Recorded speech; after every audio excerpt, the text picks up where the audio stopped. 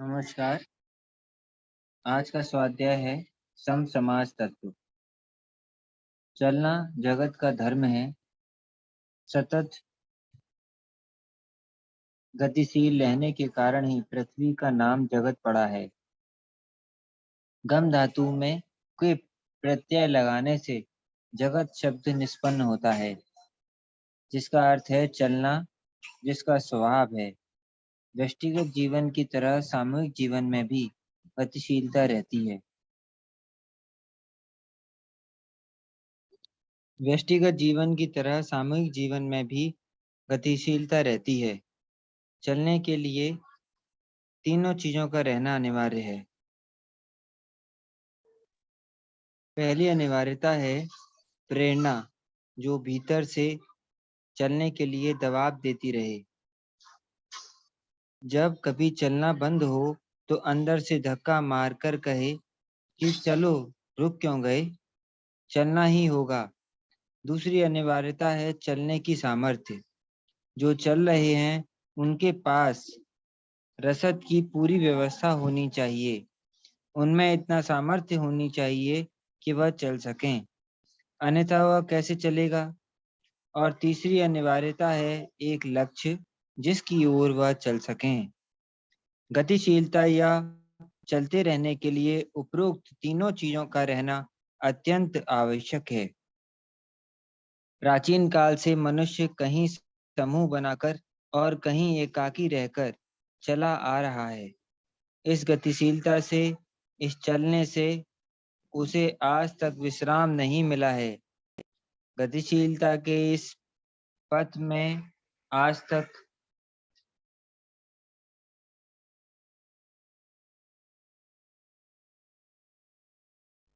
ना तो कोई पूर्ण विराम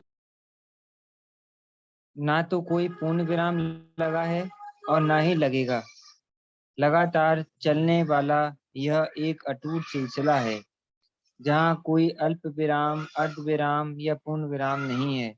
मनुष्य आखिर किस प्रेरणा से और किस लक्ष्य को सामने रखकर चलता है? साधारणतः यह देखा गया है कि वह दो तरह की प्रेरणा से काम करता है।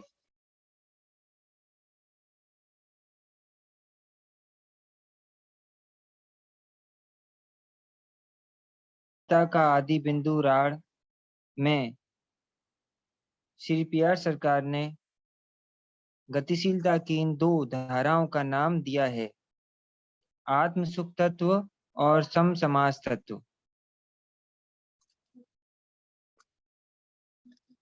आत्म सुख तत्व आत्म सुख तत्व पर चलने वाला व्यक्ति जो कुछ भी करता है वह केवल आत्म सुख पाने के लिए करता है।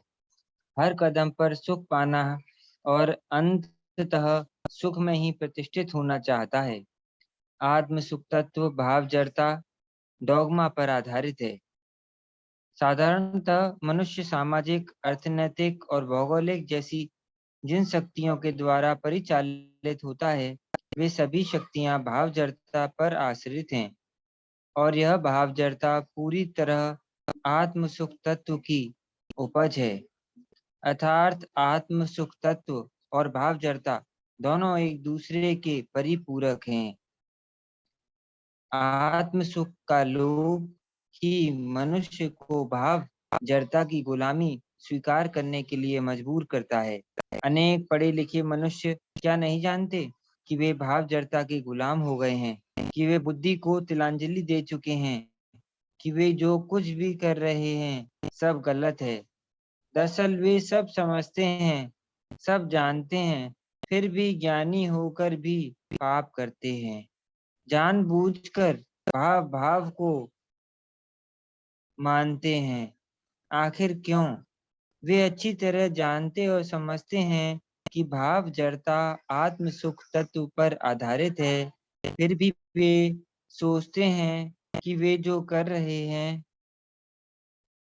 फिर भी वे सोचते हैं कि वे जो कर रहे हैं वह अच्छा हो या बुरा, दूसरों को अच्छा लगे या बुरा लगे, किंतु इससे मैं तो थोड़ा बहुत सुख पा रहा हूँ। बस इसी मनोवृत्ति से प्रेरित होकर वे भाव जड़ता के गुलाम बन जाते हैं।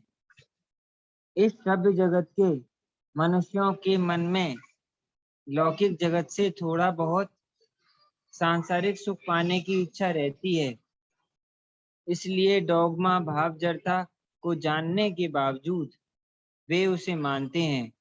और इसलिए इस सभ्य समाज में जहाँ की अत्यधिक ज्ञान का विस्तार हो गया है, वहां भी मैंने यानी कि श्री पी.आर. सरकार जी ने देखा है कि मनुष्य अंधों की तरह भाव जड़ता के वश में हो गए हैं। इसलिए भाव जड़ता के माया जाल को छिन्न भिन्न करना होगा, इस लोह कपाट को तहस नहस करना होगा। सम समाज तत्व परम पुरुष सभी के लक्ष्य हैं। व्यष्टिगत रूप के साथ ही साथ सामूहिक रूप से भी हम सभी परम पुरुष की ओर बढ़ रहे हैं, किंतु समाज में घोर असमानता और विषमता व्याप्त है। समाज की विद्रूपताओं को बनाए रखकर हम आगे नहीं बढ़ सकेंगे। उन्हें दूर करने के बाद ही हम सभी लोगों को तीव्र गति से परम पुरुष की ओर ले जा सकेंगे। और यह तभी संभव होगा जब हम यह सोचें कि सामाजिक विद्रूपताओं को दूर करते हुए परम पुरुष की ओर चलने से हो सकता है कि हमें आत्म सुख नहीं मिले, किंतु उनकी ओर चलने में ही परम शांति संभव है। परम पुरुष की कृपा पाने में ही असीम आनंद है। समाज की संपूर्ण मानव जाति को साथ लेकर चलते हुए धर्म पर आधारित शोषण विहीन समाज की स्थापना का जो प्रयास है, उसी को सम समाज तत्व का नाम दिया गया है। इसलिए स्पष्ट वक्तव्य है कि सम समाज तत्व विरोधी जितने भी आडंबर, फरेब और धूर्ततापूर्ण विचार हैं, उन सभी को फेंक देना होगा। और जो भी विचारधाराएं सम समाज तत्व को प्रतिष्ठित करके मनुष्य की सहायता करेंगी, उनका हमें गर्मजोशी से स्वागत करना होगा। विरोधी विचारों को पथ के कांटों की तरह निर्ममता पूर्वक उखाड़ फेंकना होगा। इस मामले में किसी भी भाव जड़ता या दुर्बलता और क्लीवता को प्रोत्साहन देने से काम नहीं चलेगा। आज के मनुष्य का यही अनिवार्य और यथार्थ कर्तव्य है। इसे पूरा करने के लिए सभी मनुष्यों को हाथ में हाथ डालकर और कंधे से कंधा मिलाकर आगे आना होगा। अतीत में कौन क्या था, इसे सोचने से काम नहीं चलेगा। कौन गोरा है और कौन काला है, इस कुत्सित विचार को भी दूर रखना होगा। केवल यही बात ध्यान में रखना है कि सम समाज तत्व के आधार पर नवीन मानव समाज का गठन करना ही हमारा परम कर्तव्य है। और फिर हम सबको परम तत्व में प्रतिष्ठित होना ही है। हमें सम समाज तत्व का आदर्श मिला है।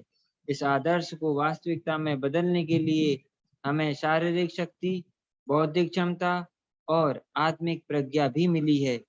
तो इस महान आदर्श की स्थापना के लिए अपना योगदान देकर हम अपने अस्तित्व को सार्थक क्यों न करें। इस लक्ष्य की प्राप्ति के लिए अपनी शारीरिक, मानसिक और आध्यात्मिक क्षमताओं का उपयोग करके हम पृथ्वी पर अपने आगमन, अपने निवास, अपनी सांसों की प्रत्येक आवाजाही और अपने अस्तित्व के प्रत्येक स्पंदन को क्यों न धन्य करें। आनंद नगर 31 दिसंबर 1982।